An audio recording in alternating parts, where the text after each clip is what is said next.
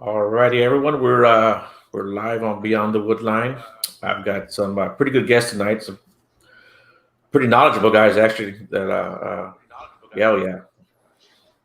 We got Sean, Paranormal Sean. I guess you guys have known him, met him before. Michael Moran and the great Vance Nesbitt. How you guys doing today?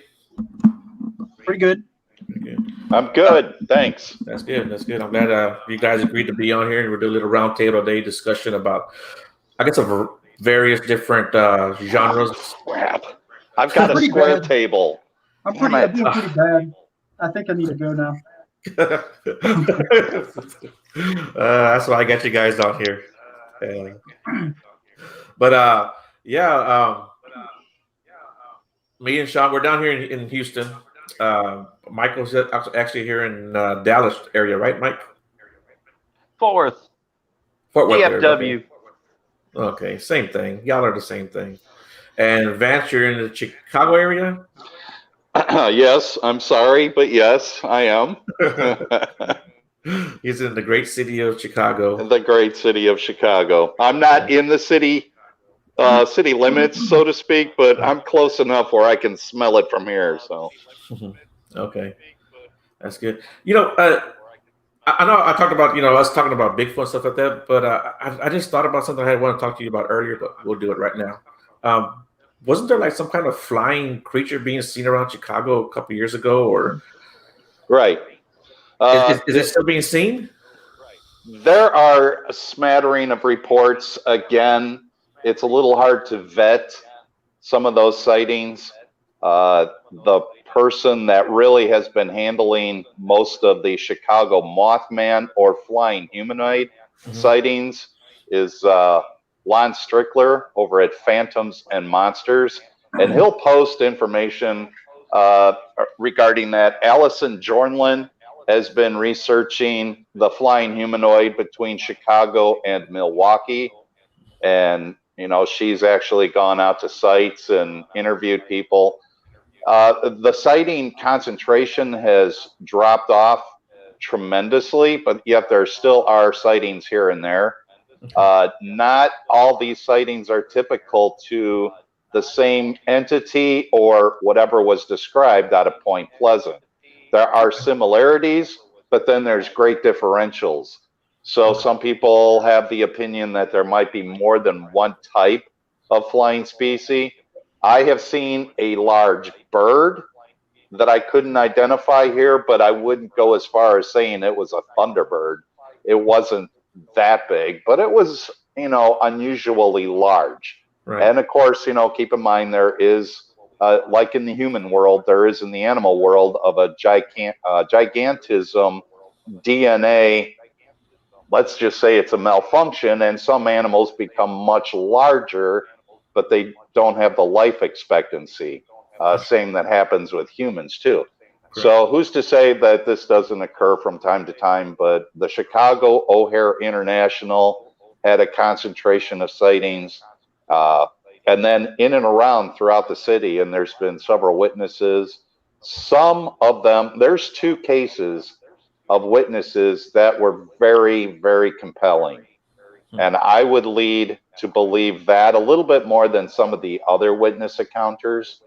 But, that's stuff that you can go to, like I said, Phantoms and Monsters, or you can reach out to Allison Jornlin, and they'd be happy to get more information on that. And this was like the humanoid type, right? Yes. Yeah. Yes. A lot of the witnesses say that not so much to see arms, but definitely legs standing anywhere between 6 and 8 feet tall. And a lot of the cases, the wings unfurled, but did not flap, but yet took off vertically, silently. Oh, So, that's crazy. yeah, we don't have a known man-made device that can do that without putting out a god-awful amount of noise, Yeah. just for thrust. Yeah. So if it is along that type of an entity, well, it's one of 2 things. It's either paranormal or it's an undiscovered something. Iron Man. Yeah, Iron Man, But even that was kind of noisy. You know what I'm Right. saying? And Yeah. these witnesses say this thing took off vertically straight up into the sky, and the only noise they heard was a screech once it got to an altitude. That's strange. So it's creepy as hell. It actually is what it is if you saw something like that. Yeah. There's actually a few stories of huge flying bird-like creatures, not humanoid. Here, Right. here in Yeah, Texas. we have the Thunderbird, Joe. Right. They say that like South Texas has a Thunderbird. Yeah. Mm-hmm. Yeah. There's a story of one out of Sam Houston Forest, but that's Really? that's the only one I know of. But I don't know if any humanoid stories down this far south. It seems like the humanoids are more up towards where Vance is at. Hey Vance, so Mhm. that the Mothman thing, is it?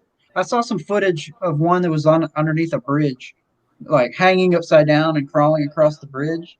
Was that in Chicago or? No, that actually, no, it wasn't Chicago, and I do not want to state where it was because I don't recall. For some You know reason, which one I'm talking about, though, right? yes, I believe so. Yeah, and it's very brief.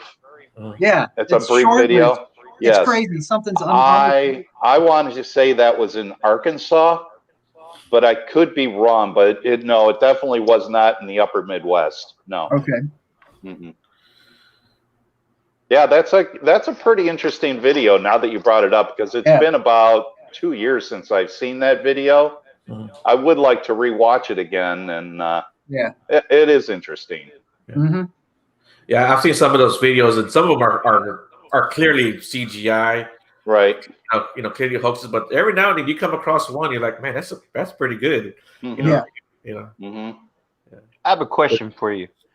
A lot of the people say that when they see these Mothman, they are describing red eyes. And, and your opinion, do you believe that since these birds, or I'm going to say birds, Mothman come out at night, do you think it's a possibility that they could possibly be subterranean and maybe live in a cave somewhere? I do. Well, I definitely do. Like cave systems and stuff. I had a really compelling interview that I did, and I'll make it as brief as I can. But this individual was going to school in Chicago back in, I want to say, the year 2000, and during school, they would have breaks. Now, this isn't elementary or high school. This is a trade school. It's a very famous trade school in the city of Chicago. And they were taking a break, and they went out back, and there's one of the city of Chicago canals that runs behind the school property. And this individual who I interviewed had a hard time getting through the interview. And it's in Lon Strickler's book, The Chicago Humanoid, the Winged Dynasty. His story was he saw a large bird that was flying overhead near the school, and it had landed, and he freaked out, and this thing went into a drainage pipe, and he said this thing was easily 6 feet from beak to tail, and that it had a serpent-like tail. So, they started throwing rocks into the, and the other friend was like, dude, don't try to draw that thing back out after us again, because just for him to get through that simple of a story was very tough for him. So I did a little bit of background research. There is a pterosaur that I showed him, and he said, that's what I saw. Now, we all know pterosaurs are considered an extinct creature. Who knows but it did go into a drainage sewer, and he never saw it again. But he said he also didn't sleep for a long time after that. And I interviewed him, I believe, 2 years ago. And this happened in 2000, and he still has a real big problem telling the story. Wow. I mean, even in the interview I did with him, he was definitely shook by whatever it was he saw. So subterranean, yeah, that's a good point to bring up. Is this eye shine similar to that of what, Sasquatch may be? We wouldn't be doing this show if we knew the answers. but Right. it's sure fun to talk about and try to Yeah. speculate what it is we're looking at. It's crazy to think that there wouldn't be, creatures that we don't know everything about yet. I mean, Right. they discover new things every day. Right. Yeah. And, a percentage of it, is small animal life, but then every once in a while you get a discovery in the grand oceans that Yeah. we haven't even explored hardly anything of the oceans, Right. and we're making discoveries there too, along with land animals. So that list keeps getting longer, and I'm still throwing back to the complete mind-blowing effect for me personally that I believe it was in the year 2000 when the billy ape was discovered. Right. Yeah. That's what I was going to say. That's You know, The billy ape. I've never even heard that of is really interesting. The billy ape, yeah, it's basically a giant chimpanzee, right? but it walks bipedally Yeah. because it lives in a swampy area, so it's not quadruped in its mode of transportation. It's bipedal, and an average male will stand 6 feet tall. Right. But it is a chimpanzee-looking creature. Yeah. But they've heard about this for years and years, and it's a rumor, it's speculated, and here they find a small congregation of what is now termed as the billy ape. What do their feet look like? Very chimpanzee-ish. So they're not like those weird three-toed looking things they find in Florida. You know what I'm talking about? Yeah, no, I know what you're talking about. Swamp No, ape? I don't believe so. But remember, these creatures are still in the wild. They're not in Yeah. captivity. So there'll be a little bit more to learn about that entire society of that creature. Who knows how vast it is? But again, you're talking an area like the Congo, Yeah. which is the size of Texas, for crying out loud. These things know you're coming. They're not going to be in the same area you are. They're going to move on. So Right. it's a little hard to get definitive answers outside of Yeah. taking tracks. But yeah, from what I understand, they have the typical hand type of foot for mode of transportation.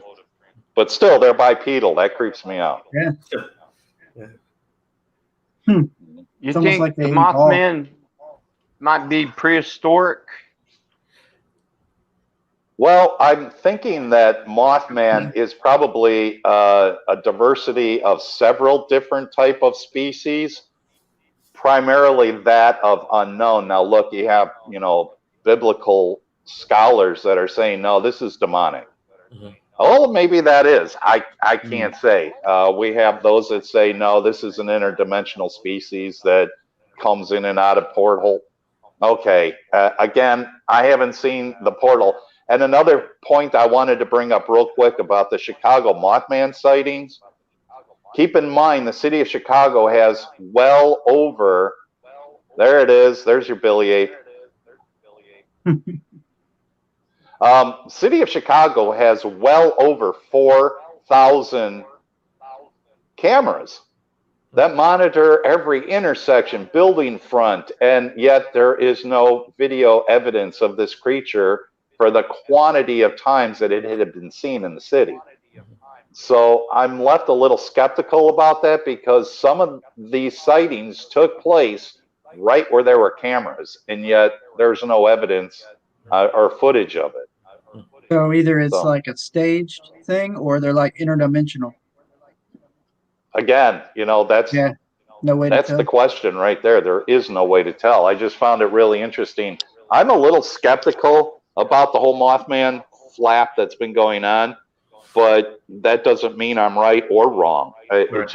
It's just a speculation. Like I said, out of all the stories, there are two that are very compelling Mhm. from people that you just wouldn't suspect that would be passing along a story to a very small fraction of community in the United States to talk about cryptozoology. Mhm. This wasn't their thing. You're talking a high power attorney having this sighting. He got nothing out of it, Right. and he knew it, and it took him a while to even bring it forth, and it was him and his wife that saw it.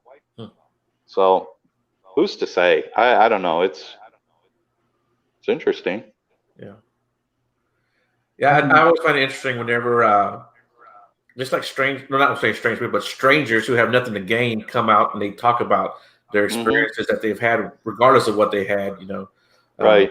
They have nothing to gain from it, so you have to kind of. To me, that kind of adds credibility. Yeah, if anything, it makes them look crazy. So. Yeah, and I've talked to people just regarding Bigfoot. Is like I'm only telling you, and I'm not telling anyone else. And they tell me their story, and I've never been able to contact them again. They won't return my phone calls. They won't return my emails, stuff like that. Right.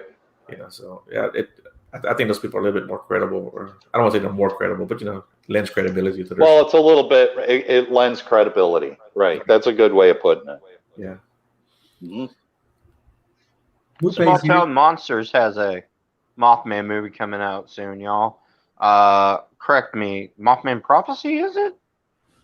No, actually, Small Town Monsters released one documentary on Point Pleasant, which is the Mothman of Point Pleasant, and then they did the Mothman Legacy. Actually, the Mothman of Point Pleasant and Terror in the Skies. Okay. Those are two of there, and they are going to do. I liked it. That was a good movie. Which one? Terror in the Skies. Terror in the Skies. Terror in the Skies. Right.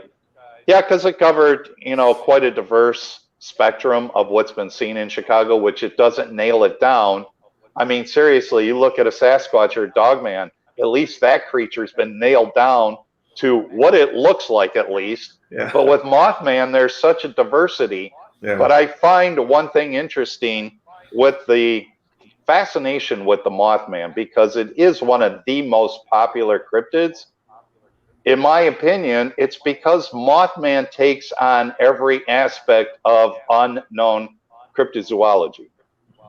You have a creature that stands anywhere between 6 and 8 foot tall, which is representative of a Sasquatch. You have a being that can fly, which takes on the Thunderbird. You have the alien aspect of it.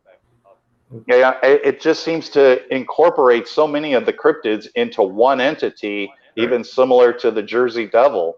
Right. And it all just incorporates it into one entity, and I believe that's really the main reason why the Mothman Festival in Point Pleasant is as popular as it is, because it brings everybody from the crypto world together into one spot, because there's still that same interest in a creature that has an alien aspect to it, that has a Bigfoot aspect, that has a Thunderbird aspect to it.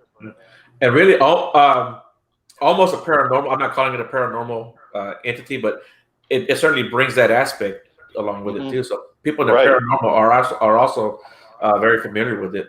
Oh, sure. Yeah, is it actually an interdimensional thing or portals? Oh, who knows? Right.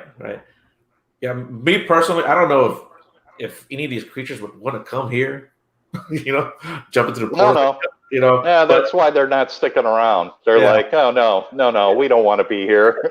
We're out. Yeah, we're out. So I don't know why you think we want to jump in here. So I'm not dismissing it. I just don't see why they would want to be here.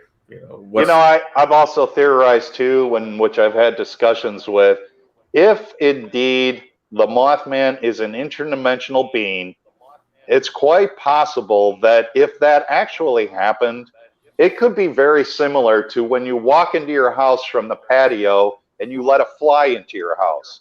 That fly does not want to be in your house. It wants to be, and it'll buzz around the house and go to the windows, trying to find the way to get back out. Yeah, I was going to say, maybe if that happened, if that happened with a Mothman creature, it may not be malevolent to do damage. It may just be in a panic mode to get the hell out. And it cannot find the way to get back out the way it got in. Yeah. It could be stuck here. Mm-hmm. That's interesting. Speculation. Right. Speculation. Right. But then again, with all the Mothman sightings, there is such a correlation of UFO sightings simultaneously. Yeah. So. Yeah, and I know in the past few years, also, Chicago's been a pretty good hotspot for UFOs. Right. And that's something I know, Sean, you're interested in, right? UFOs? Yeah. I think you had some videos here recently, too, didn't you, Mike? Sean? Yeah, I mean, I see them all the time over Houston. They're just Yeah.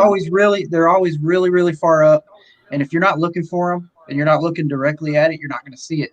I guarantee you, just about everybody in this world has probably had one right over them and didn't even realize it. Right. Yeah. One time I was out fishing in Galveston. I was on a seawall. I was with my ex father-in-law now, and he was maybe, I don't know, 60 feet down to my right. And he calls me and goes, "Hey Joe," and he points up. He goes, "Hey, look up there." And I looked up. And it was just freaking a round disc. I mean, perfectly round, just hovering, just ever so slowly, right above us. I mean, to me, it wasn't moving fast enough to maintain the airspeed to stay up in the air. It was just Right. barely moving. Was it Right. silent? Oh yeah, it was silent. And where we were at, we were probably about 4 to 5 miles from the airstrip right there in Galveston, and you could hear those small planes coming in. And this thing, Sure. I mean, we saw it was maybe 300 feet right above our heads, and it was a clear night, and it was just perfectly round. I mean, it wasn't wobbling, wasn't doing anything. It looked like it was on rails, just going right above. Yeah, I think these things are here. I don't think they come from. I don't know. This is just me personally. I don't think that they always come from outer space. I think they're here. Like they can come from underwater. In different areas. It's hard to explain, but And I definitely don't. I think they're here. Yeah, that particular one, I don't know why, but I questioned it later on as to whether it was man-made or not, just because we have the military base right there in Dickinson, which is like halfway between Houston and Galveston. So I kind of figured maybe it was something man-made. I mean, that's just what I felt. Yeah. I don't know if I can explain it right, but that. Well, our government, they only let us know I have a what question. they really have. Yeah. What's up? I have a question for y'all. What do y'all think the fascination is? And when every time they say that there's pretty much sightings near an Air Force base or within the perimeter, what do you think that is? Or With them, with the just UFOs? in general, like what do you think the Curiosity. connection is possibly with UFOs and that? I don't know. I would think they would understand our technology, so maybe they're just peeping in and seeing what we're up to. I dated someone who was in the Air Force in San Antonio, and she had access to the pilots and stuff like that. And she told me that they would stand out there on the flight line looking up, and they would see these crafts, hovering right above the, Mm-hmm. the You know strip. what's strange? Like 9 times out of 10, when I see these lights moving across the sky, it never fails that as soon as I grab the camera, the light dims out and they try to hide. Mhm. I think that they know what we're thinking. Like they know when you can see them and everything. Almost every time I grab the camera to film them and they dim their light. It's like they know.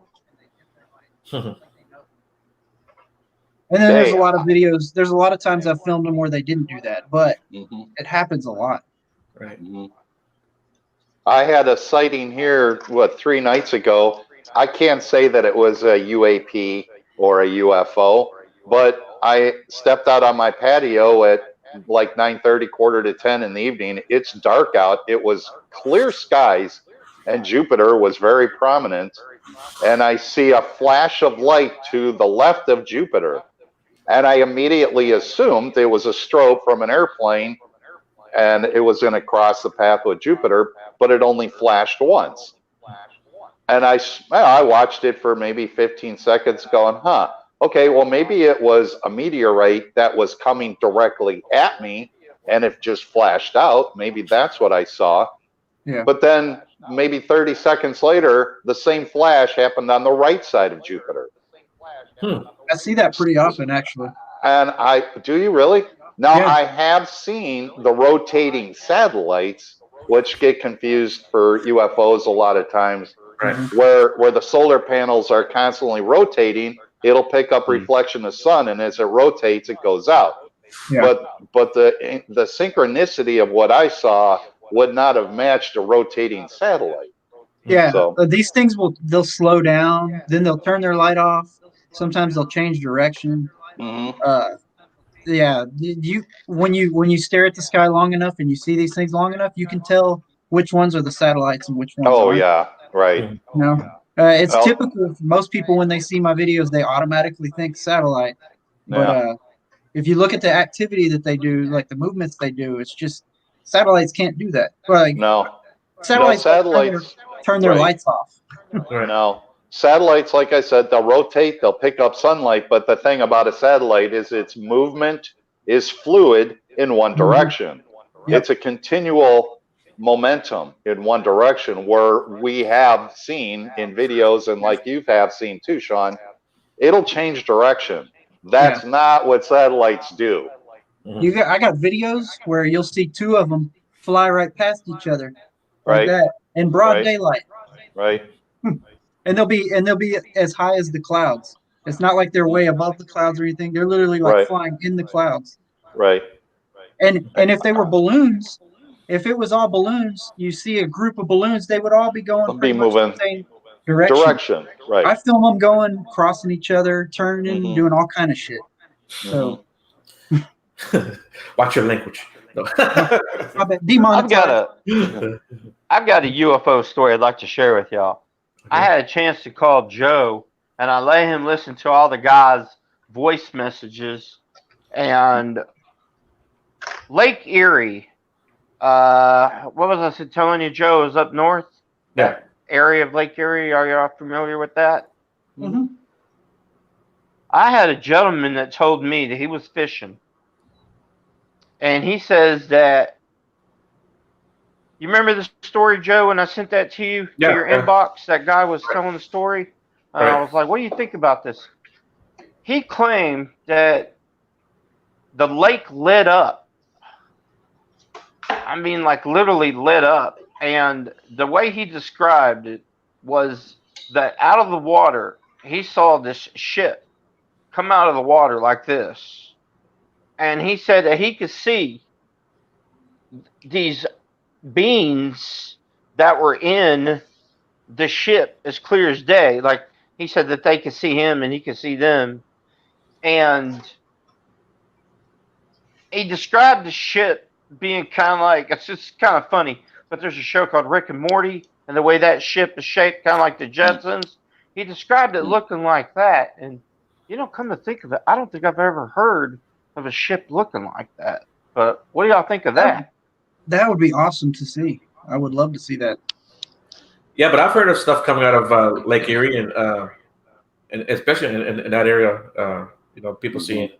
I've been to Lake Erie before, but I only heard of I heard there was a Loch Ness there.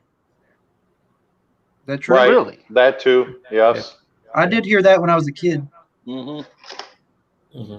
But I'm sure there's UFOs over there, dude. I mean, I'm drawing a blank. Who was the doctor that was involved in doing the implant surgery on Whitley Strieber? And he's just passed away within the last couple of years.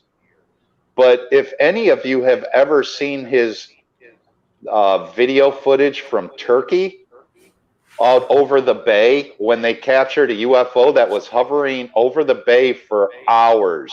Yeah, so they had time to get their significant video equipment out there with telephoto lenses, and they zoomed in on the craft, and you can see clearly your typical gray aliens looking out a port window right back at them. It is the creepiest damn video.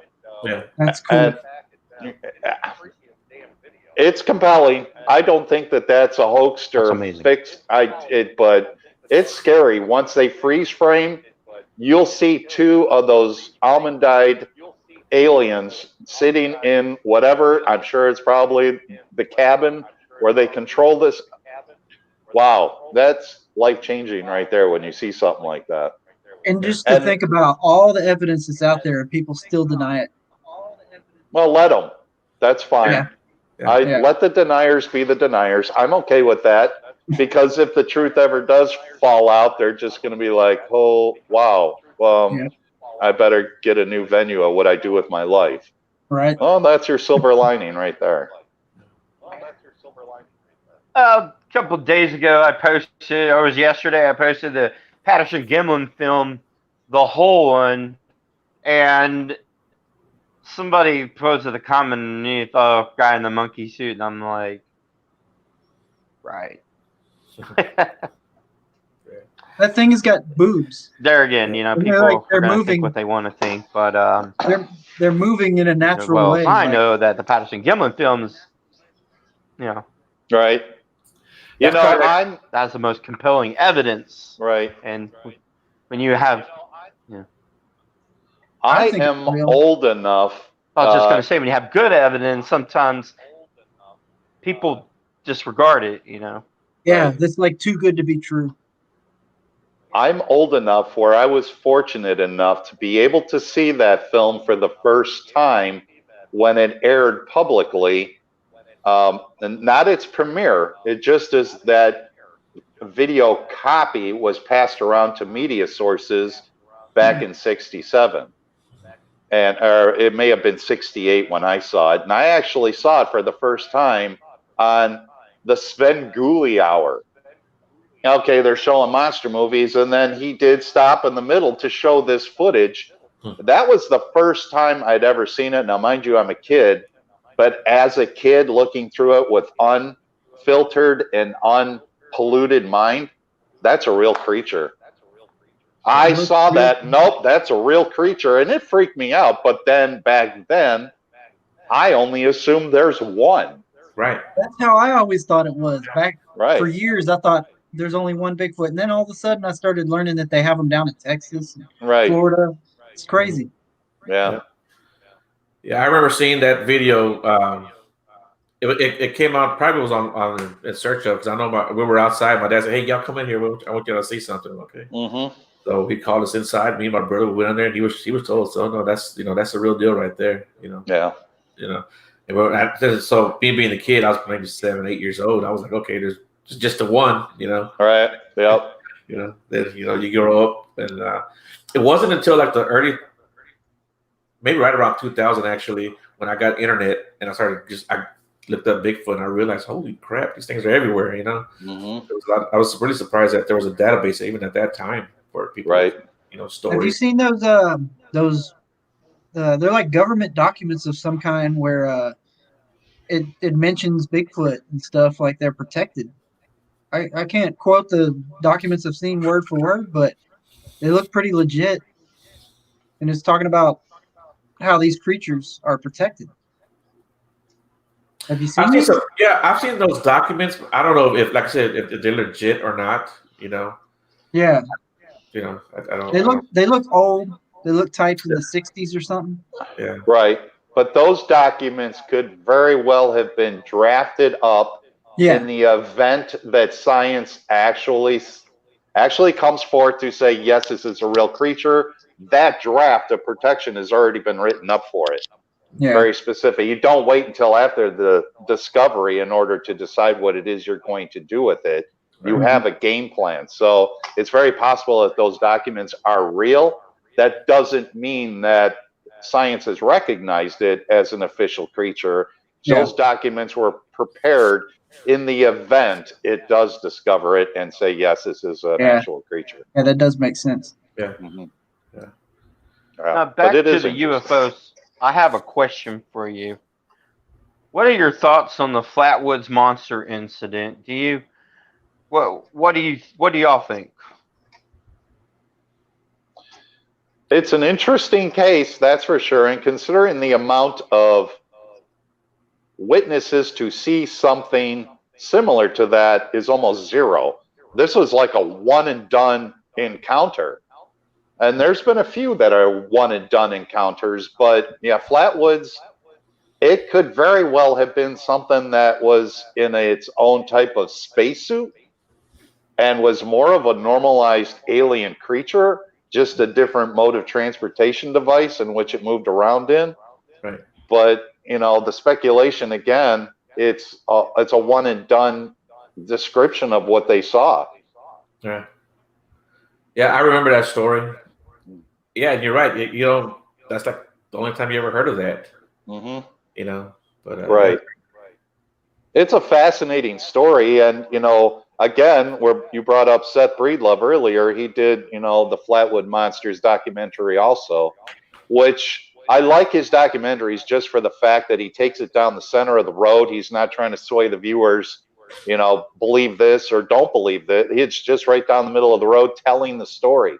And when you have the witnesses that are still there sharing the story of what they saw and described and the location and put the viewer right in the shoes of the encounter when it happened, it is very compelling.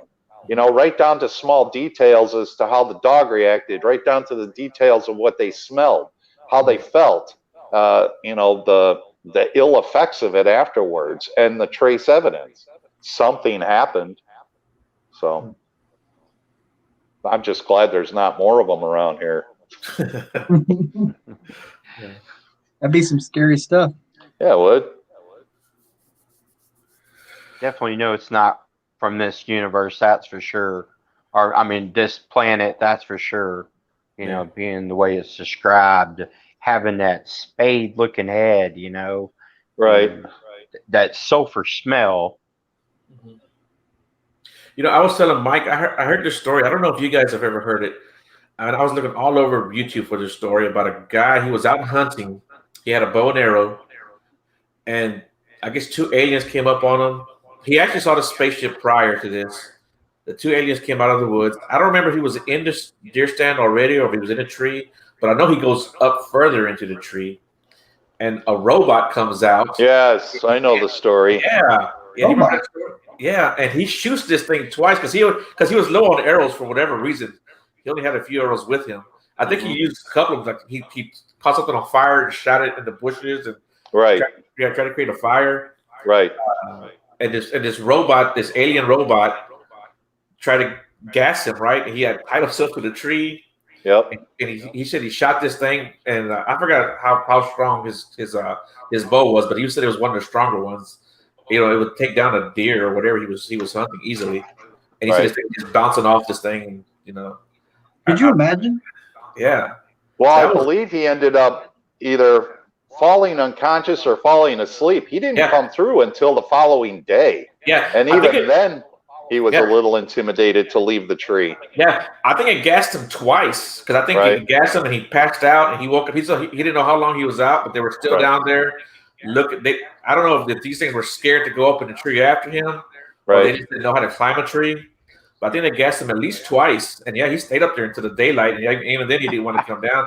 And I think he wound up with some respiratory issues. Right. Yeah. Mm-hmm. That'd be me with some hogs. I'll stay up in the tree for a day. Yeah. I think I'd rather face the hogs. Now we know if we see an alien climb a tree. Yeah. Right. Yeah. Could you imagine though? You're in the Look woods down to the aliens. So long, suckers. Wow. Yeah, but that's always been one of my favorite stories. And like I said, I was trying to find it to get better details on it. And that's like some Terminator stuff. Yeah. How big were they? The aliens themselves, they weren't very big. I don't know. He did say it. I mean, 4 or 5 feet tall. They weren't very very tall, but the robot was a little bit taller than they were. So, I'd say maybe 5, 6 feet tall. But yeah, I believe I heard that story for the first time, and I don't remember if it was George Norrie or George Knapp on Coast to Coast, and that's where I heard the story for the first time. Yeah, and that was another interview with him.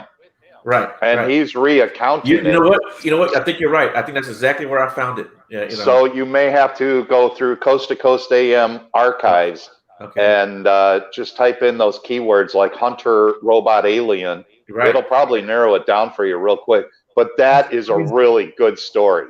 Thanks for reminding me that one because I love that story too, Joe. Yeah, man, that's one of my favorite all-time stories. I can't believe, Mm-hmm. Yeah, I need to find it. Maybe post it, on and a link. There you go. Yeah. I never heard of it until now. I think that's cool. Same. Yeah. That's crazy, man. I'm trying to find it right now. we have a show, Sean. I don't care. I'm your research analyst. What do I care? I'm your correspondent. But right. We got to talking about the oceans and stuff earlier, and I'm going to ask you guys. So remember back in the day, I don't know, it's been several years, who was it who had the mermaid special on? And to me, those were obviously hoaxes. I think they were anyway. You know, I forgot who put that mermaid special on. God, I'm trying to remember. I've But, seen a lot of ones that look was it really Discovery? fake, and I've seen it some that may have look been kind of Discovery. real. But you know, everyone was like, "Oh my God, mermaids are real! Mermaids are real!" And I was definitely in the boat with, "They're not real. Mermaids don't exist, right?" But being involved in all this, you know, Bigfoot, paranormal, UFOs, different cryptids, different entities that that I believe now exist. What are you guys' thoughts on mermaids? And Sean, we'll start with you, Sean. Well, have you ever heard the theory that we evolved from dolphins, something like that? I've heard that theory. You know, I heard that's what cows are, right? I don't think that it's out of the realm of possibility. I mean, all right. So when babies are in the womb, right? Isn't there a point where they have gills? Literally, like at one point in the womb, they have gills while they're inside the mother. So Right. I don't know. I'm just using my little bit of common sense that I have. Michael, what do you think? Like it could be. Well, I remember something that was really interesting that the Israeli government literally said that if anybody could prove that mermaids are real, now they would literally give them like a certain amount of money. I'm gonna have to be like, sure, I'm open to anything, you know, especially when it comes to like research, and I like to try and learn a little bit more, because I do know that there is an aquatic species that is up north that the Native Americans spoke of. So yes, it's a possibility. It actually is very similar to the Dover demon. The Native Americans said that this species looked kind of amphibian. It's very similar, not like the Loveland frog, but it would jump in the water and it would literally knock you out of I guess the canoe or something, you know. So they weren't very friendly. So it's a possibility, you know. And you have another species that people talk about, which is, I guess it's like a reptilian, which is like a lizard man. So I mean, yeah, and the frog man. So yeah, I think definitely. if we did have some kind of mermaids of any kind, I don't think that they would be quite as intelligent as we are. They'd probably be like a lot more animalistic, almost like a fish. You know, like a fish mixed with a human, kind of probably maybe aggressive. A mish. A mish.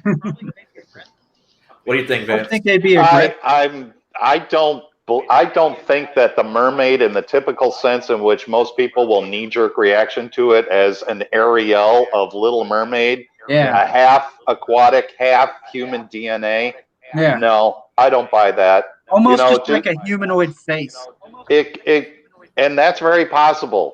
You take a look. I've seen mutated sea lions. The sea lions, their eye sets are to the front of the head because they're a predator, and Yeah. they have and I have some deformed ones that you kind of could make out a human face on that. Sure, it's possible. But as far as sharing any kind of DNA with humans, Nah. no, I don't. Look, when settlers came to the New World here, the manatee in Florida was initially considered and thought it was a mermaid. Right. Yes. They are So, very weird. It's a weird animal. It is Okay. a weird animal, sure. Yeah. Okay, so He's here's my right. The story. manatees, the way it's shaped in the water, as you're standing, seeing it from a distance, you're right. It can look like, I guess, an individual. That is true. Yeah. Mhm. But we also know that there were a lot of sailors, from the old times who wrote about mermaids. They also wrote about UFOs in the sky too, for that matter. Sure. But so my story is this, Sean. When me and you and Felipe and Lupe went out Bigfooting that day, remember? Mhm. Okay, and we stopped at the gas station, and the young lady who was there told me their Bigfoot story, right? Yeah. Okay. She also told me a mermaid story. Okay. I didn't tell you that, but I've been waiting to tell you guys this story. So she had a Bigfoot sighting. I don't know if you guys are familiar with Big Dog Mendoza, but he's got this big Yeti truck, black and white. Y'all guys have probably seen it. Okay, so he's got Bigfoot stuff all over it, decals and stickers. Cool ass Right. dude. Right. Yeah, really cool dude. So I went inside to buy ice, and the lady goes, "Whose truck is that?" And I said, "It's my friend's truck." And she's like, I seen one time. I said, "Really?" I said, "Tell me about it." So she's telling me she's up in the Bear Mountains in California, and she's hiking. She looks down to her left, down the mountain. She says, "I see this guy. He's in a ghillie suit." And she goes, "But he's really a big guy." She goes, "I didn't know." She goes, "I was like, what is this guy doing down here in a ghillie suit?" And I said, "Well, how far away is the guy?" And she goes, "He was like, she pointed out to the sign out in the middle of the road, which is about 200 feet out there." Now, at 200 feet, would you say, man, that's a big guy? I mean, how big would that guy have to be at 200 feet for you to say that? It's a big guy, right? But anyway, Yeah. she said he was walking kind of slumped. And she said that right away she thought about finding Bigfoot. And she goes, "Man, I wonder if that's a Bigfoot." So she got up. There was a big piece of tree limb laying on the ground. So she hits the side of the tree. He said immediately it spun around. She goes, it spun around so fast, and it got like in the ready position, like a linebacker. She said when it saw her, it just took off into the woods. And that was the last. So she goes, and it was so fast. That was my ex. But she says, but again, she told me, she goes, he was so big. He was so big. So I said, "Oh, that's a pretty cool story." We talked a little bit more about her sighting. And she goes, "And I also have a mermaid story for you." And I knew she was kind of hesitant about telling me because just the way she told me. Those kind of stories are the most credible to me. Is when you just come up on a person at a gas station like that starts telling you shit. Yeah. Stuff. So her story is that she was with her grandparents, and I believe it was also in California. And she was out swimming, and I don't remember if she was in the lake or in the ocean itself, but she said she was swimming down. She saw this big crack at the bottom. She said she was going to try to swim down there and see what this big crack was. So when she gets down there, and as she's swimming down there, she realizes she's running out of air and she's not going to be able to make it up to the top. She said she starts trying to get back to the top. She's kicking and swimming really hard. And she's realized that she's just about out of air. She says these two hands come up in front of her face like this and open up, and a big air bubble comes, and she breathes in this air bubble. And she says, I think it was a mermaid that helped her out. Wow. So, yeah. Wow. So, yeah, so I don't know what When you mean a crack, you mean like a little cave, almost like a split and down I guess below? like a crevice. I guess like a crevice down the bottom. She saw it. She got curious about it and just swim down to it. Yeah. So, what do you guys think about something like that? I mean, she seemed credible. She didn't seem crazy. She didn't seem weird. That doesn't mean anything. I mean, Well, I've seen some weird stuff that would make other people think I'm crazy. So I have to. I can't hear people's stories and automatically think they're crazy. I like to at least give them a little bit of some thought. Right. Look, there's plenty of videos out there that shows that the animal kingdom is actually very compassionate in a lot of circumstances. It's not all just tear apart for prey and predator.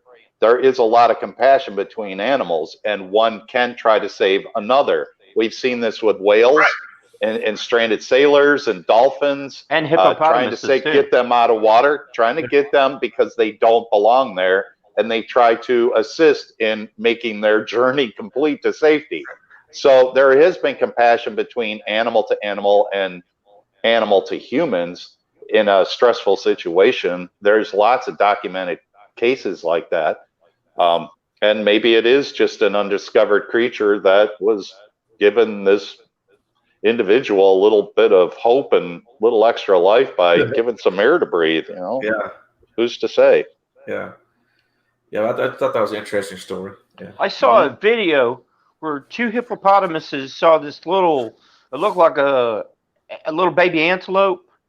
And cause I believe that because, what you just said, and if animals can do it with animals, then I'm sure animals can do that with people, what you were saying. Mm-hmm. Anyways, there was this crocodile, okay? And it's in Africa, and it's, this little antelopes trying to get around, and these two hippos immediately. One, the croc goes underneath to grab, I guess, the baby antelope, and you can't see what's going on in the camera. I'll send it to y'all, and so you can check it out. But anyways, as the croc comes up, the hippopotamus is moving him away, and then, God Almighty, here comes these 3 or 4 hyenas. Like, we're just gonna wait right here. Right? So the hippos charge, and it's like, I don't know how long it really lasted. God knows if they edited the video or what, but they ended up helping out the Right. the antelope. So yeah, Right. you're right. That's cool, Animals man. do help. But Yeah, I've seen that one where the bears, there was like a crow in the water. He was trying to get out, and that bear reached in Yeah. and up, you know? Right. Well, there's like instances where animals have protected humans, Right. Mhm. like Yeah. children. Yeah. That's talking about that. Dolphins have done it, especially, I think during World War II, there was some pretty good stories where sailors went into the water and dolphins swimming around, protecting them from the sharks. Yeah. Mhm. I believe the Marines or the Navy has trained dolphins to swim outside of their ships Yeah. and They do got some lasers. Oh, they still do. right They got lasers. Yeah, they Are got they- lasers on their head. Sharks with laser beams. Yes. in the No, the Navy still uses. Actually, they're now focused more on the beluga whale. Really? That is doing a lot of munitions targeting that may be in the water Okay. for anti-ship vessel and destruct. Yeah, and they're using beluga whales for that. They got the better Yeah, sonar. they could sense like I a believe bomb so. going off on the other Yes. side of the world. Right. Yeah, that bulbous on the front of the head is a much more receptive to the beluga sonar at a greater distance. And they're still of a manageable size where, they can take care of it. And they're not abusing these animals. They're not putting them in harm's way, Yeah. but they are training them outside of what a beluga whale would naturally do anyway. So it's kind of a two-headed coin. How they It's do that? benefiting us, but what's that? I was like, I wonder how you train a wild mammal. Well, you swimming don't around in the start water. with a wild. I'm sure you start with a newborn Yeah, I guess and so, yeah. in captivity, and you train it from there during certain scents and rewards that they get. Just like me, I'll do anything for some good cheesecake, man. Yeah, Right? Yeah. Now bring it on. Yeah, it'd be like in Jurassic World with Blue. there you go. Right, get your clicker out. Right, exactly. Hey, Let's talk mermaid. about ocean life. I want to say something real quick to y'all. Did y'all hear about that fossil that they recently found in Antarctica? They said they found a mosasaurus, and they found the egg. Okay, and the egg, of course, I guess was lightly cracked, so the yolk came out. But the egg, of course, was the size of a NFL football. That's pretty big, and this was like 4 or 5 months ago. Did you guys hear about that? Mm-mm. I don't think I've heard all kind of weird stuff about Antarctica. I don't. It's that's kind of a crazy place in itself. I They guess. are finding fossils, right and left. And another one they just recently found was in 2010. You guys might know about this. Is help me out here, Ichthyosaurus, and they found another species inside of it. And I believe it was in China, on the land and stuff. But they had the fossil. But you never know. Maybe they might find a mermaid species on a rock. But Right, there you go. There's a lot out I there. think they found a lot of stuff already, and they just don't show us. You got to keep in mind too that Antarctica was not always this frozen wasteland. Right. Because of continental drift. At one time, now there's fossilized records out of Antarctica of fern plants. So we knew that the temperate of that landmass was much different than what it is today. And in 3 million years from now, Antarctica could very well be back into a tropical zone with the way continental shift continues to this day. And who's to say? You'll probably discover a lot of unknown creatures. This is the ego of man in science. to say we know everything about all the creatures. No, we know nothing. We only know what we've discovered. And what they let us know. And we're still, digging in to make new discoveries every day by, oh, hey, here's a fossil. We don't know what it is yet. And how many people have discovered something that are not part of the science community and they just take it home as a souvenir? Well, I'm looking in the chat and I see that Shan says Admiral Byrd. He's that guy that went to Antarctica.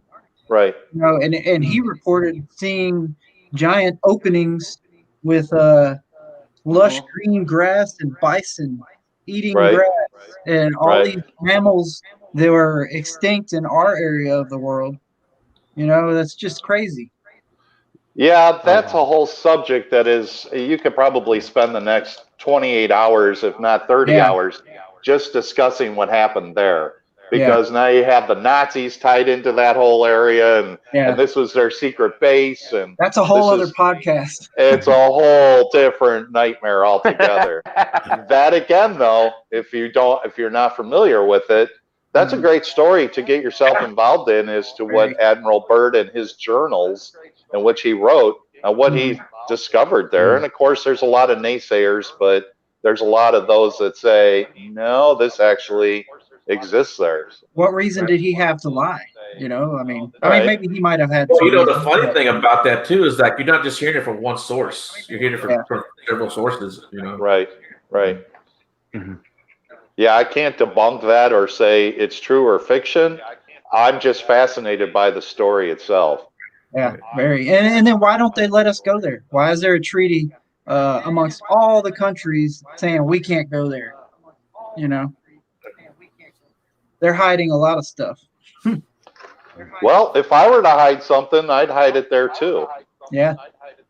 Just because of the fact that that there's a great portion of it that is hard to access without having some sort of technology, and I only mean mode of transportation, having some multi-million-dollar modes of transportation for survival just to get to these locations. Well, that's a pretty secure location. Look, we have, what's the name of the seed vault? That's down there too. And, that's a high secured area, because that's dependent on the survival of mankind for every type of known consumable grain that we can grow, and they keep recycling it there. You have no idea how secure that facility is. It's crazy. So I'm sure there's a lot that goes on there that we don't know about, and maybe we don't want to know. Exactly. All right, what's the comment there? I was just at Edgar Case Research Center in Virginia Beach a few days ago. That's by Shan Camp. I hope I'm saying it right. Edgar Case. Anybody know what that is? I'm not sure. I haven't heard that one. Come again? Edgar Case Research Center.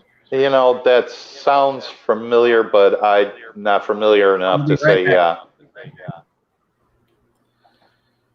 we don't have intermission music. Come on, man. Let's all go to the lobby. If he comes back with popcorn, I'm going to be really upset with him. Okay. So Edgar Case, he was known as the Sleeping Prophet.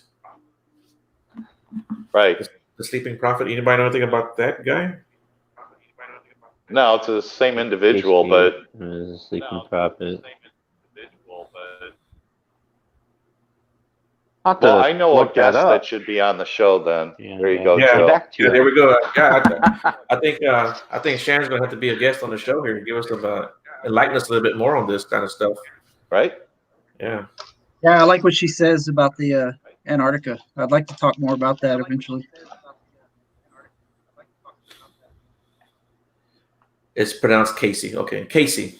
What do you guys know about the 1977 carcass that was found in Asia, when they found a plesiosaurus carcass, and it had been? Y'all guys know about that story? No. No. 1977, there was a boat, and it had a bunch of fish, And the story is that they were picking up with the net, and they found a body, and the head looked kind of shriveled, you know, how the shrimp kind of twirls, and it had the shape and the outline of a plesiosaurus. And they said that it had only been in, I guess, dead from possibly maybe 4 to 5 months. And the problem is that they wanted to keep it, but they didn't want to contaminate the fish. And cryptozoologist Scott Martis, he's been on several times and talked about this. I found the story very fascinating. The problem is they effed up, and they were getting another boat, and they were going to transfer it, and they just dropped it in the water. Yeah. Well, Okay, I believe thoughts the on that? I did hear that story. I think I did hear that story. The plesiosaurus is kind of the way it looks is almost described as the Loch Ness monster. I always kind of wondered if that was the same thing. Mm-hmm. What's the dinosaur with the big ball on the end, the big spiky tail? Which one is that one? Stegosaurus? Stegosaurus? It's a swim? No, the one with the big. Talking about land or water? It's a land animal. It may be parts of the water too. I'm not sure, but it Like had an the big armadillo. tail with the big. Yeah, Do they have a fossil of this ball thing? Or is the it just tail. in pictures? Yeah, just the pictures. It has a big tail. The tail, the big ball at the end with the spikes on it. Right. Okay, I've seen what you're talking about. so that dinosaur, a friend of mine who I met in San Antonio, he was telling me about his boss's Bigfoot experiences or encounter. His mother was from South Africa, and she said that when she was little, they would tell her not to go down to the river alone because that dinosaur was down there. Yeah. So that was an interesting story when he told me that. And you hear about stuff like that, like in very remote areas of the world where people still say they see Right. dinosaurs and stuff like that. Oh, But sure. Yeah, but he told me that they would tell her not to go down, the village that she lived in. They would tell her, don't go down by yourself because that Right. dinosaur was down there. Yeah. I believe Oh, that. yeah. Now, there's still stories that come out from all over the world of what is proclaimed to be an extinct creature. And of course, again, the coelacanth, that's your biggest argument to this day, is the Right. discovery of that. What does that one look like? The coelacanth is the Yeah. fish that was caught back in the 1920s after it was assumed that this creature had been extinct for, I believe, 8 million years. What did it look like? It looks like a 4.5-foot type of a grouper looking fish, but it has much longer fins. Very Okay. prehistoric looking. But, the fact is the fossil records called it as, no, this creature is extinct. Yeah. Just like they're doing, with so many creatures. The name escapes me of the country where the pterosaur is still seen. And there's so many people that live there. Yes. They assume the fact that but all your tribals and all your tourists that are there have seen these things too, and these are typical looking pterosaurs. The very long beak and the long spike out the back of the head with the leathery wing, and okay. Yeah. How do you pronounce the one that's been seen in the Congo, the Brontosaurus one? The name escapes me. Maliki Mumbai. Yes, Maliki Mumbai. Mumbai. Right. God bless you. Now, again, it's Bumblebee very tuna. possible. It's very possible that these creatures still exist in a small population. Why not? So much of that area is just not trampled by man. Right. And if man does trample that area, them creatures are moving on. They'll move to a different area. They know you're remain there. very elusive. Sure. They know what the boomsticks are. They know what the spears are. There's an understanding to that. Yeah. They understand man. It's Roy Mackerel wrote a book about that. It was called Hidden Animals. Mm-hmm. He was a cryptozoologist, born in, I believe, 1920, 25, something like that. Ended up passing away around mid-90s, something like that. But he wrote the book about Maliki Mumbai. And then he also did a book, like I said, it was called Hidden Animals. Man, he got a lot of criticism on his skepticism and everything.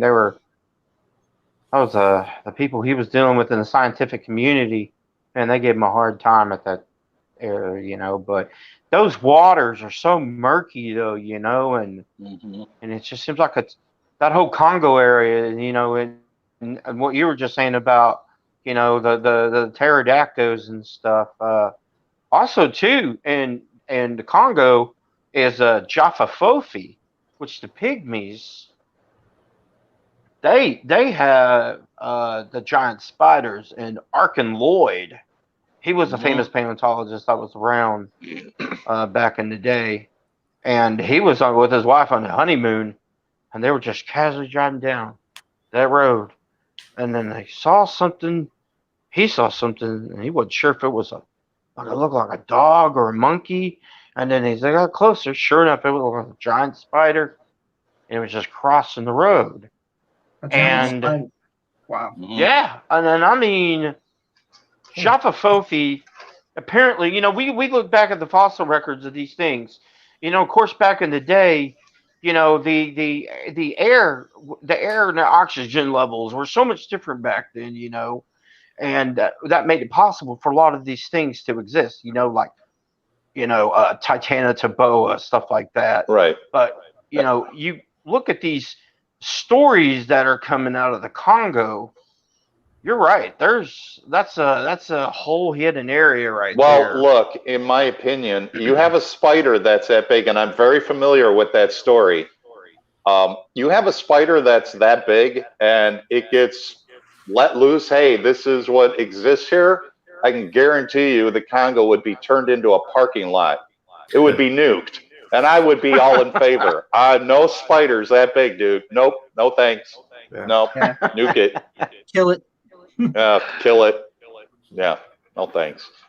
Shan says something about more oxygen, bigger animals, and that makes me think about how Bigfoot up north are reported to be a lot bigger than they are down south. And when like when we're here down south in Texas in the heat, it makes sense that animals would be smaller and more like withered because it's harder to breathe down here, I would imagine, than it is up in the mountains when you got better oxygen. I don't know. Am I retarded? Well, yeah, No. but that's not why. Yeah. Does that make any sense Lord. though? I mean, Yeah, no, it makes sense. But look, the same thing exists in the human species also. Those from Asia just have a smaller stature than we do here. yeah. That's just region. So I don't know if it actually is all about the oxygen that makes it bigger. But in Texas, it's hotter, and I would be pissed off. You're probably sweating a lot. You may not be as big just because of what your food sources are, and you're a lot more aggressive. With those up in the Pacific Northwest, a little bit more of at least in witness encounters, you're talking about a creature that is a little bit more standoffish and not as aggressive. Not that they wouldn't be, but maybe not as aggressive. But yeah, now you have all the room to get as big as you want. You have a much richer food source there than you do. And I understand, again, you guys would know better, but us folk up here in Chicago, we think, Texas is nothing but a desert. Right. No, Yeah. you couldn't be. I lived in Texas, holy cow, Eastern Texas is a lush land. But it's rough in this heat. Oh, it is. I think the temperature has a lot to do with it. A smaller stature. Yeah. So they say that the Bigfoot down here are a lot more aggressive, and it's probably the heat, because I get more pissed off in the summertime. Hell yeah, sure. Let alone all the creatures biting you. I did hear that the further you go into the mountains, the more carnivorous that they are. I don't know if that's how that's perceived. I'm talking when I mean carnivorous, I'm talking going like way into like Canada and stuff like that, like into their mountains and stuff, and Alaska. Mm-hmm. So I don't know, what do y'all think about that? Well, you got to take a look at human population centers too. Is more populated in the South than it is in the Great White North, including Alaska. Your population centers are not as dense with human movement. So it's very possible that a creature there is a little bit more formulated to exist, even though the climate seems a little bit more extreme, to only rely on your hair to keep you warm in some of these brutal, 30, 40, and 70 below temperatures. You would have to have shelter, and I'm sure these creatures are smart enough. But in the southern region, again, I'm thinking the fact that since you have a greater human population centers throughout the South, that it probably is more aggressive because of encroachment. And maybe that is why their stature is becoming smaller, is Yeah, so that it's makes sense. easier for them to evade any human activity. Yeah. And Again, even That's a I'm good not a theory. scientist. That's a good theory, though. That makes sense. maybe that's why they're aggressive at nighttime when we're near the water, because they figure we're in the water during the daytime and they want the water at nighttime. We need to get out. Right? Yeah. Like you guys have been here all day. Mm-hmm. It's Time for to us move on. Yeah. No kidding. Hey, so Sean, something I want to talk to You're you talking about. about Texas and down south. Oh, go ahead. I want to talk to Sean about his recent. I was going to say to Sean. What's up? Your recent paranormal investigations, man. How did that go? It was okay. It wasn't as active as a lot of the other places we've been to. We caught a lot of EVPs. That's pretty normal for standard for your investigation, but we didn't really see anything crazy. Not like I have before. Okay. You didn't catch anything good with your little recorder? Yeah, we did catch a lot of EVPs. The videos are being edited right now, actually, so they'll be up probably next week. And where did you go to do your investigation? In Seguin, Texas. It's called the Magnolia Hotel. Ah, right. Heard of it. Yeah. With that, it's a pretty cool place. But a lot of these places, man, it takes more than one investigation to actually go and get good stuff. Like if you set up 2 nights, you might have nothing happen the first night and then the next night be crazy. So, but I'm not too impressed with that place, to be honest. Okay. Well, Shan has a question for you right there. Sean, have you heard of the God helmet? And what are your thoughts if you have? I've heard of it. It sounds familiar, but I don't know exactly what it is. Have you guys heard of it? I've never heard of the God helmet. The God helmet? The only God helmet I could think of is Trump's hairstyle, but You're fired. You're fired. You're fired. You're fired. no, Like we're a not. spelling bee. We're Give me a not definition. pulling a political soapbox out, and that we're not going to do. No politics here. But no, I'm not familiar with the God helmet. Magnolia. I've heard of it, but I just don't remember what it is. The Magnolia, don't get me wrong, the Magnolia that we went to is definitely very active. But like I was saying, sometimes it takes more than just one night of investigating to actually get some good stuff. Mm-hmm. Yeah, we have you ever been down to that Patterson Road, Sean? What is it? Patterson Road, over by Bear Creek. Oh, Blue Light Cemetery? Yeah, there you go. Yeah. Yeah, I've been there a lot. Okay, yeah. That's what that is. Okay, she just clarified what it is. Yeah, I've been there quite a bit. There's supposedly like a blue light that's been seen floating around above the graves. I've never seen it, but it is very swampy over there. So people try to explain it away as swamp gas. Okay. I don't know about all that. I have seen literal balls of light and energy and like dark masses that I couldn't explain. So there's something to that stuff for real.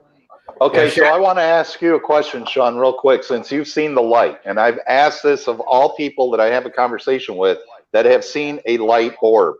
I've seen lots of them. I got them on video too.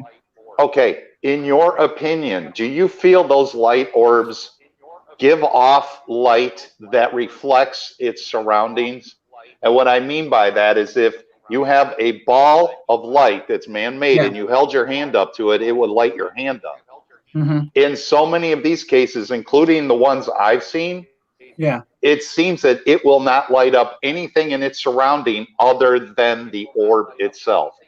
What's your Yeah. take on that? Okay, so like a real legit orb, you should be able to see it with your eyes and not just a camera, and it should Right. put off its own light, like it illuminate itself. Right. Um, as for lighting something up, like if it was like right next to a wall and Right. it were to put off its own light, I don't know for sure if it would illuminate the wall too by Right. its light, like a light bulb would. Uh-huh. But I have seen them definitely in the dark with illuminating from their own source of some kind. Right. Now Right. that's why when it comes to ghost hunting, I strongly tell everybody never use a flash when you're trying to ghost hunt and you're trying to see an anomaly in the air. Don't use a flash because the flash is going to light up a ball of dust. You know, the Mm-hmm. flash is going to illuminate some dust. So that's why you got to have like an infrared light. Uh, you got to have the proper camera equipment to sit here and claim that Right. an orb you're seeing is real or not. And not Right. only that, when you see these orbs, uh, if they are real and they can, if they're real and they can hear and respond to my questions, uh, that's more validation. So I only count a credit. I mean, I only count an orb as real if I can sit there with the camera and I can say, all right, on the count of three, I want you to fly past the camera. That when they do it, then that's when I can claim it as real because Right. there's too many people out there putting videos out of these orbs, and you can tell they got their flash on their camera on, Mm-hmm. and you can tell when it's dust. And Right. you got to use your common sense when it comes to this Mm-hmm. stuff. But I have lots of videos on my YouTube where I can ask them to appear on command, and they'll do that. And you can really tell a difference when you mess with it enough. Right. No, I asked that question because just about everybody I've had a conversation with that has witnessed an orb Uh huh. told me the same thing, that they felt that, yes, it's giving off light. Yes, you can see it with your eye, but it Mm-hmm. would not light up anything around it. It's definitely a possibility. I mean, Right. I've seen one literally like a ball of light in a pitch black room fly right up to my face and then fly past my face. Right. It was at the Lavaca County Jail in Hallettsville, Texas. Uh-huh.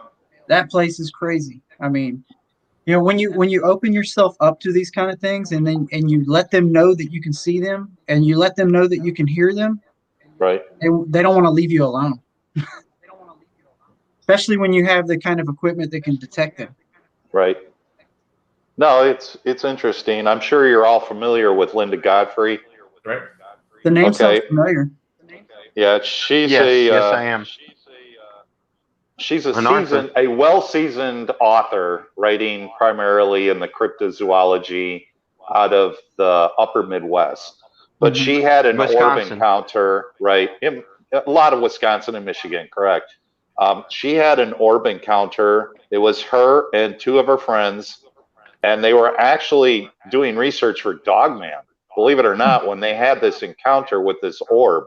Yeah. And she said the same thing to me in an interview, that even though the three of them could see it, they did not get the feeling that it was giving off light, but they also got the feeling that it was definitely under intelligent control. Yeah. And when the one individual took his flashlight and aimed it at the thing, it just kind of blinked out. And that was Yeah. the end of it. Yeah. They can just disappear, turn their light Right. off. I often wonder. Uh, I often wonder if these balls of light that I've seen at haunted locations are the same balls of light I'm seeing in the sky. I often wonder, like, if there's a correlation between the two. Well, I don't see why there wouldn't be. Yeah. Why would they just be limited to within 6 feet off the ground? Exactly. If you're a levitating energy field of some sort, you could probably reach any altitude, if not, leave the Yeah. atmosphere altogether. You're an Exactly. energy source, so Yeah. I And think it's very possible. with my paranormal research, I've come to the conclusion that these aren't just human spirits that we're communicating with. These are a mix of probably human spirits and interdimensional beings of some kind. It's a mix of all different kind of things. Mm-hmm. I actually have a question about the orbs. I was listening to a few videos on the fourth dimension, fifth dimension, different dimensions. And the way they were saying about dimensions is that sometimes the mind doesn't, we don't we don't see the fourth and fifth, but we only see the first, second, and third. And now my question to you is, do you think that it's a possibility that maybe one of these could be, as they say, interdimensional? Maybe that's why we don't, I guess, know how to perceive them, because we don't know what. I guess what I'm trying to say is we don't know how to perceive them because we've never seen them. But if they came from a dimension, we would know exactly what dimension. I don't know if I'm saying that right, but No, kind of I understand what I'm understand saying? what you're saying. And mathematically, those dimensions exist. So now the next step is to actually get a look at it, which within the recent past year and a half with dark matter, that is being discovered that dark matter is actually existent right above our heads. Mm-hmm. We know there's something there because there's gravity. The only thing we know that gravity is mass, but we can't see the mass. But we know that the dark matter is there. So mathematically, it works out that you have all the dimensions. And we're now making this discovery that we can't really tangibly get our heads wrapped around yet. It's there. We know it's there. We just can't prove it's there. How bizarre is that? I mean, that's mind blowing, but it exists. Yeah. Shan in the chat is saying something that makes me comes to one of my things that I always say. I like to think of it more of vibration and frequency rather than dimensions. Uh-huh. And Okay. like a lot of times when you're communicating with spirits through a ghost box and stuff like that, I get better communication when I meditate beforehand. And I think sometimes it's about bringing yourself to certain frequencies, you know, and Sure. you can end up communicating if you're on a low frequency one day and you're doing it. You can end up communicating with lower frequency type beings that are like more negative and stuff like that. Mm-hmm. And then No, I believe that.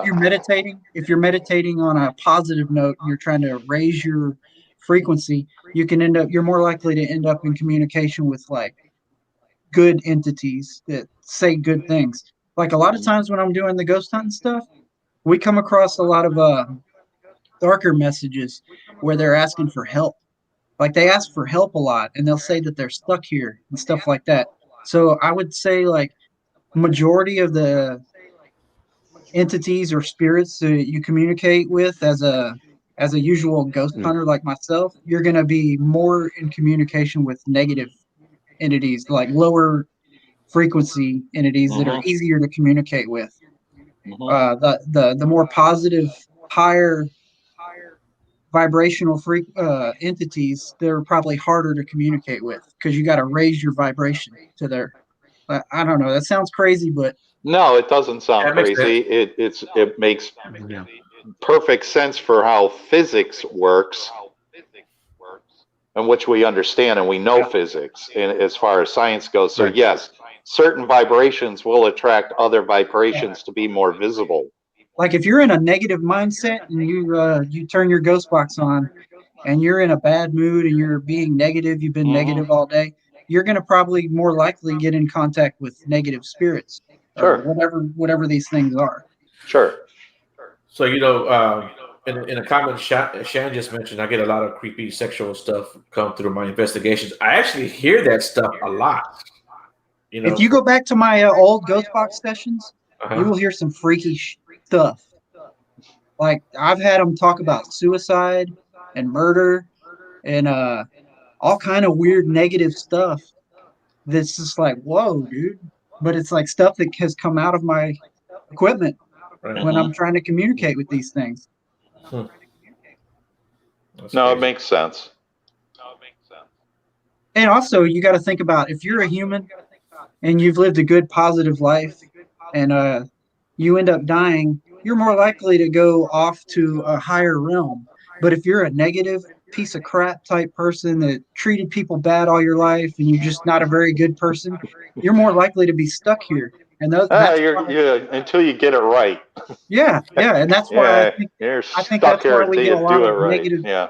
That's why we get a lot of negative communication when it comes to ghost hunting. Oh, sure. Yeah. You do a And lot then of you have graveyards? What was that? Yes, yeah, Oh wow. yeah. I've You get a caught lot more I've caught like activity from like all around at night with the graveyards? day and night. It doesn't matter. really. Ghost hunting doesn't matter. Daytime or night, it doesn't matter.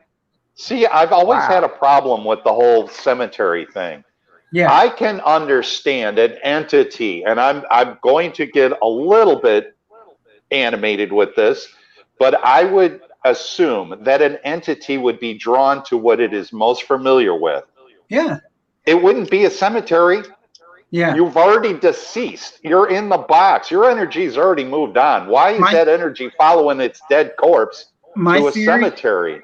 Yeah, my tell me. theory, my theory on cemeteries is okay. Say you're you die and your body's buried at the cemetery or whatever, uh, and then a lot of the communication I think is through like a telepathic type thing through energy, like the energy our mind is putting out. So you walk up to a a deceased person's grave and nobody has walked up to that grave in maybe 15 years and acknowledged them, but you're the first person to walk up and acknowledge that person, and then you're putting out that energy, you're putting out that frequency that you're acknowledging that person, and I think that they can come through almost like portals.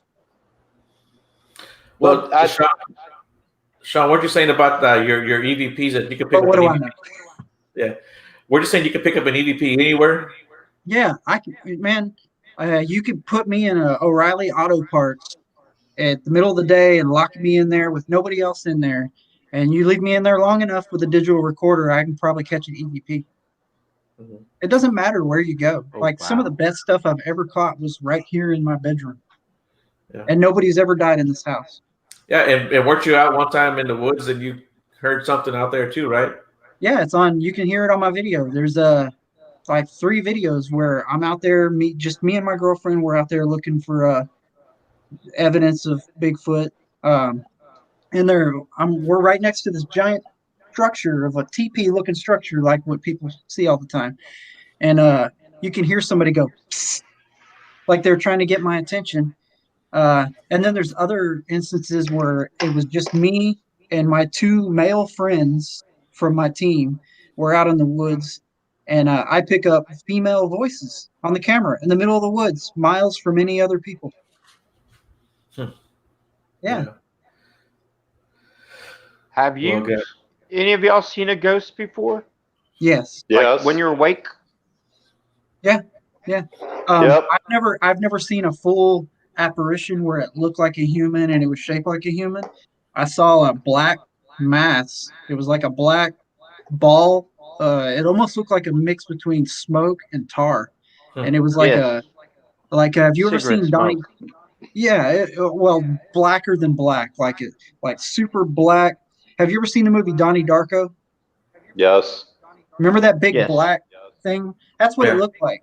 And it was like the size of a soccer ball. And I didn't even believe in Wow. this stuff at the time.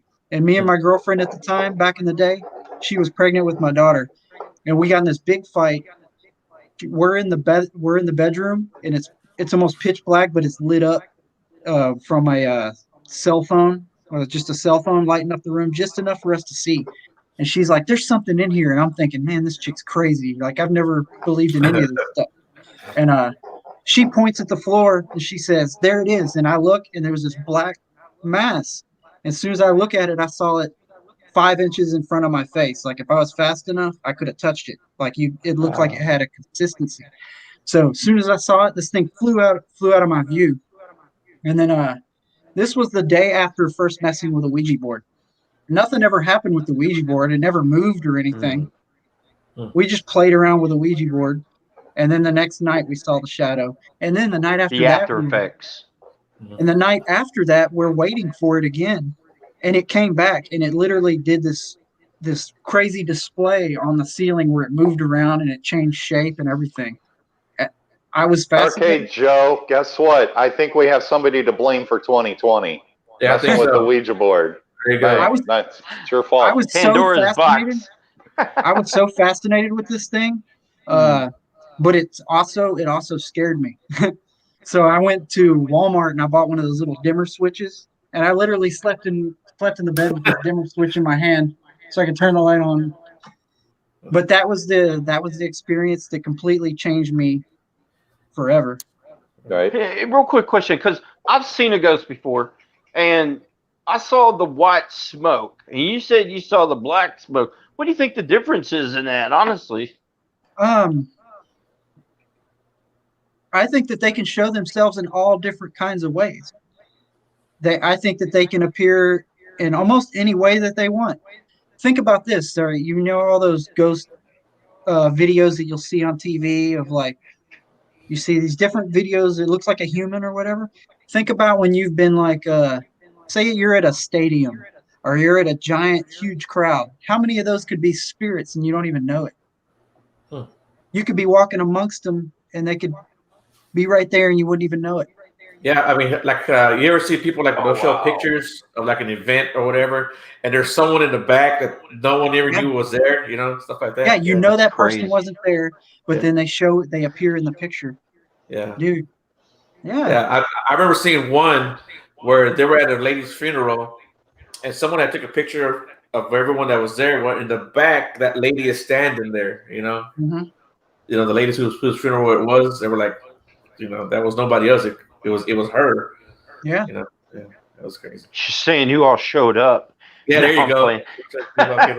Hey, I want to share something with you real quick. Okay, so in 1993, I was in my back room and I was getting ready and I was tying my shoe and I had my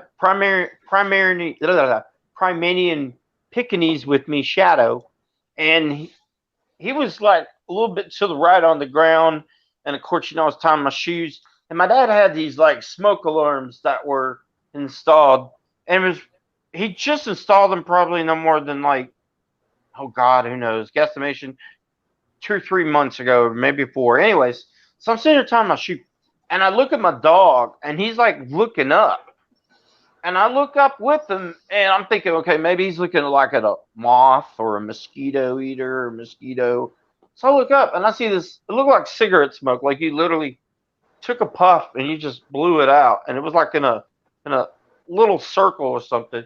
And I'm just sitting there looking at it, and it vanishes like this. It got small, and in the room I was in, it made this like pop sound and it echoed somehow.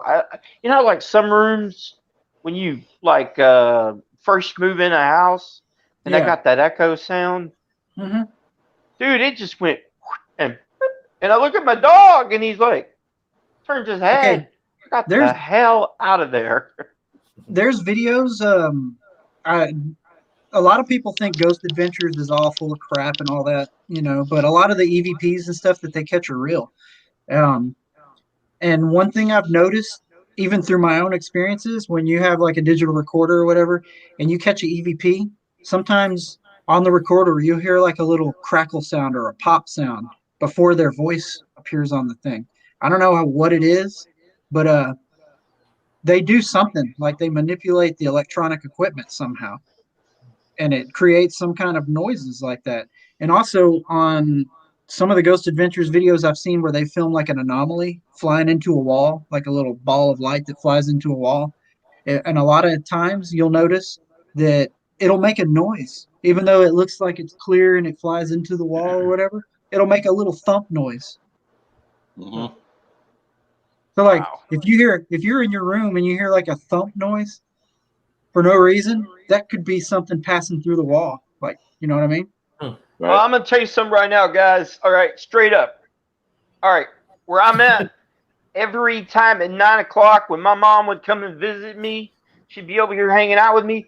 Right over there against that wall, I would hear like that, and it was always at the same time, Yeah. and it would happen a lot, even when she wasn't here, and it was almost like every night at the same time. And honestly, the house is not gonna settle at the same damn time at 9 o'clock at night. All right. So she's That hanging could be out with me, something. and she looks over in that direction, and she says, "What was that?" And this is what I ended up saying.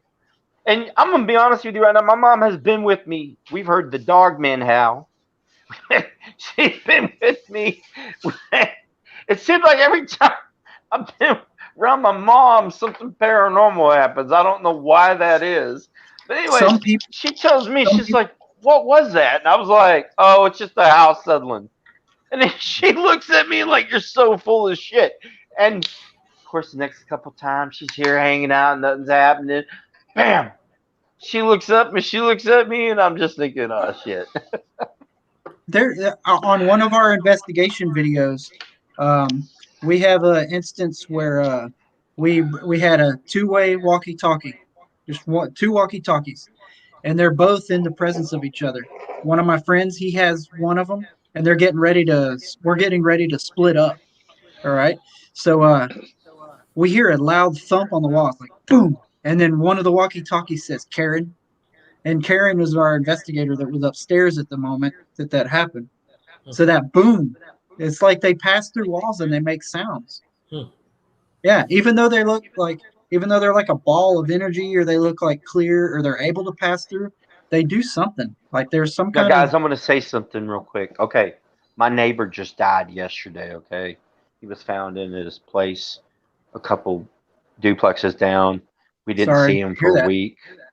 It, yeah, I know it was really sad when his son went in. But, anyways, all right, here's the thing. I used to tell him that I would hear noises in this next unit. There's nobody living in there. Hmm. Now I used to tell him, if you see or hear anybody coming and going, let me know. So now I could just Wow. see him being like, "Hey, dude, I checked it out, and there is something over there." Dude, get Yeah. you a digital recorder. And then just every now and then just ask a question and see if you get an answer. I don't know if I'd want to hear a voice on that other end because it would creep me out if I heard a voice saying, "Pack your shit and That's leave." the thing. Right. How much do you really want to know? That's the thing. Yeah. Sean, I I put don't you up wanna a little know. bit higher on the scale of wanting to know more. Me, on the other hand, I like sleeping at night. I Yeah. do. I enjoy it. I find it rather healthy and not knowing what's actually running around next to my head. It was scary to me for a long time, but now I'm Hmm. just kind of so used to it that it's just a part of what's all around us all the time, and I'm just kind of used to it. I still get scared though, when I'm at locations in the dark Right. by myself. Right. Did you ever get attacked when you were younger or anything? I mean, like when you were 6 years No, old or anything? I never believed in any of this stuff till I saw that black shadow I told you all about, and that's what it's like. It opened a can of worms. I never saw anything. Never. I used to be atheist. I thought, oh, when you die, you die. You go nowhere. I was just real close minded. And then the day I saw that, it just completely opened my mind to other possibilities.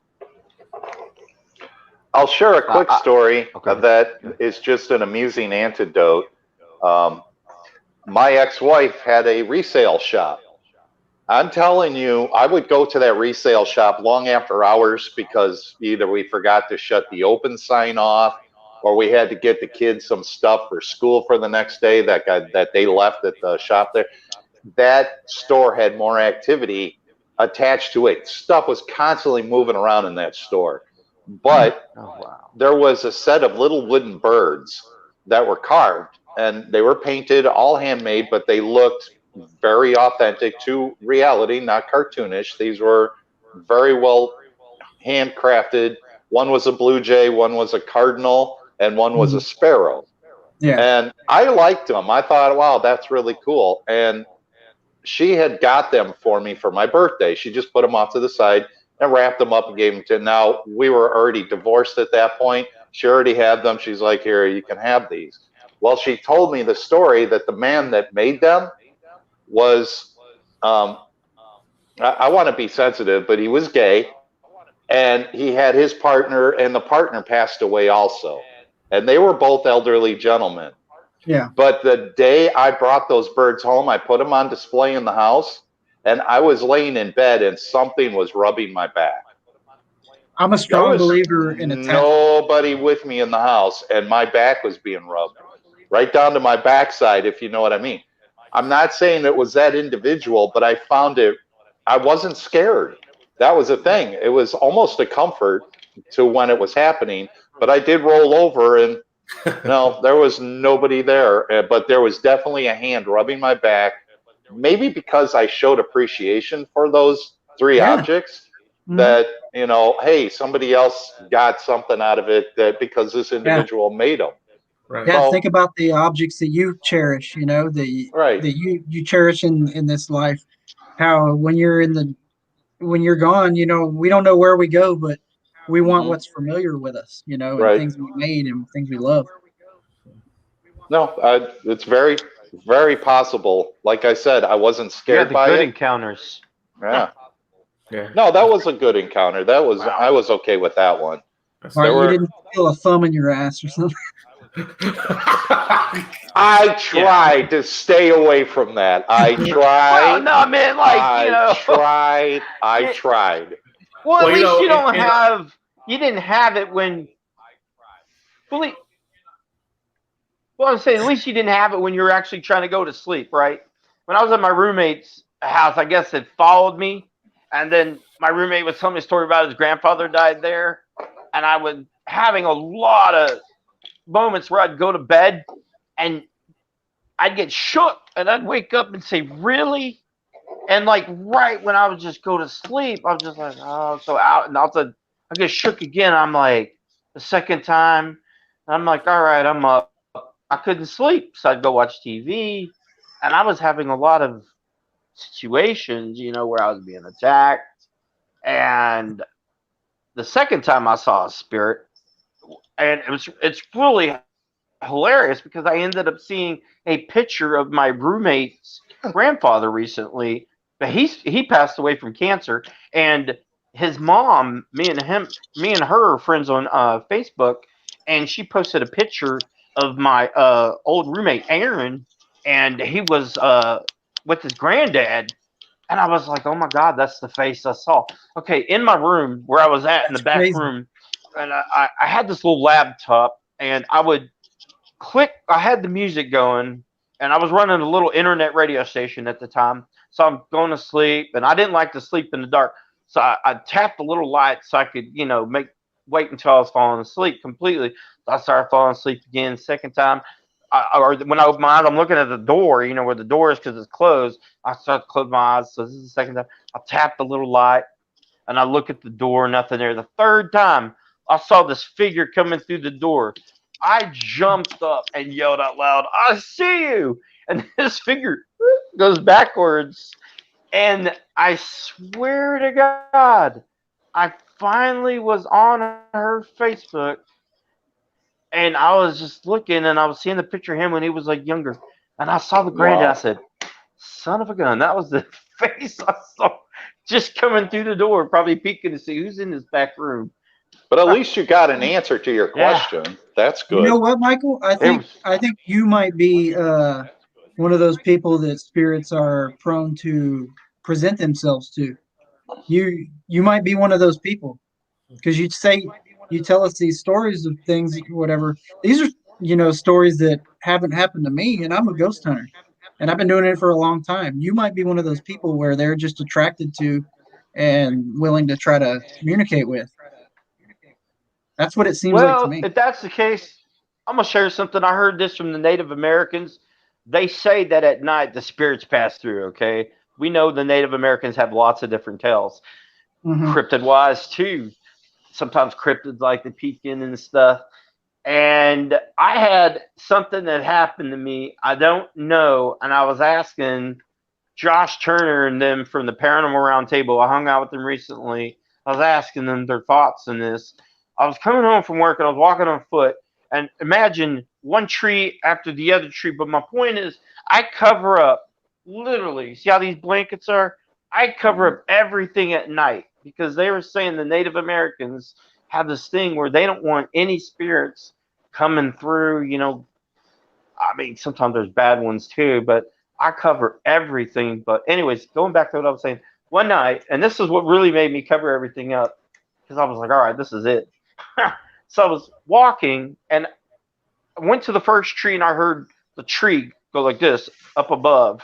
It was making that sound, and I looked, and I went to the second. And I was walking, and it's like something jumped to the second tree, and the tree you could hear going shh, like moving back and forth.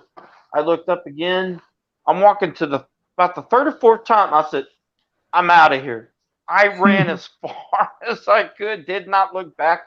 And when I got halfway down to this where this elementary is from where I live, I stopped and turned around. I didn't see anybody. And then I started going up the street, right? I started coming up the street halfway, and I had this feeling something said, run now. I ran as fast as I could after that. I have been covering everything since. That's crazy, man. Mm-hmm. You definitely come off as one of those types where they might be attracted to. I wish cryptids were attracted to me. So check this out. My team, we went and investigated the Lavaca County Jail last year. This was actually like 2 years ago. So there was an old sheriff. I forget his name. But he was an old sheriff that ran the place. So this, I'm going to cover up the photo that all right, you see this? Yeah. Somewhat, yes. All right. Okay. All right, you see the guy's face on the. There you go. The guy on the right hand side, right? Okay. That's a real picture of him. Okay. And then the other one is a reflection that I caught on a box in the early morning. No flash. Does that look like that could be? Yeah, it does. Yeah, that's crazy. Yeah, I caught that on a regular on a cell phone early in the morning. No flash or anything. And this was literally on a box. It was like an emergency box. And the way I had to see this picture, I had to literally zoom in and completely rotate it upside down to see that face. Oh, wow. Yeah. Interesting catch there. I'd say so. Well, hey guys, hate to cut it short, but I think we're running out of time here. You guys Do another one. Yeah, man. Yeah, I'd like to do another one. I was glad I got all three of you guys on here, man. All you guys have got a lot of information. Well, thanks, Joe. I appreciate it. Yeah, it's very nice to meet you guys. For real. Yeah, likewise. Likewise. Likewise. You guys have any last parting words? Go to my YouTube. Go to my YouTube, Paranormal Sean. And whatever you do, do not click the like button. Yeah, And don't do not click Don't click the like subscribe. button. Make sure you hit a thumbs Do down. not and leave share your negative comment. opinions. We are not interested. I'm just joking. Yes. Negative comments, welcome. And y'all read Sean- Shan? Leave Sean no comments.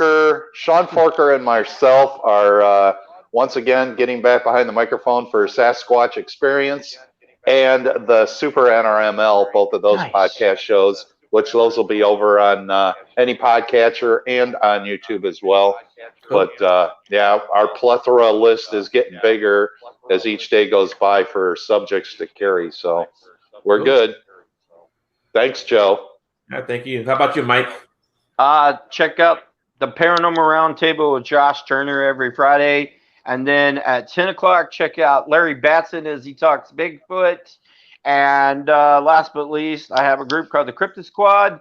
And I do my best to help promote in any way, any show, any cryptozoologist book, anything I can. Try to get as much info as out there as I'm just a fanboy.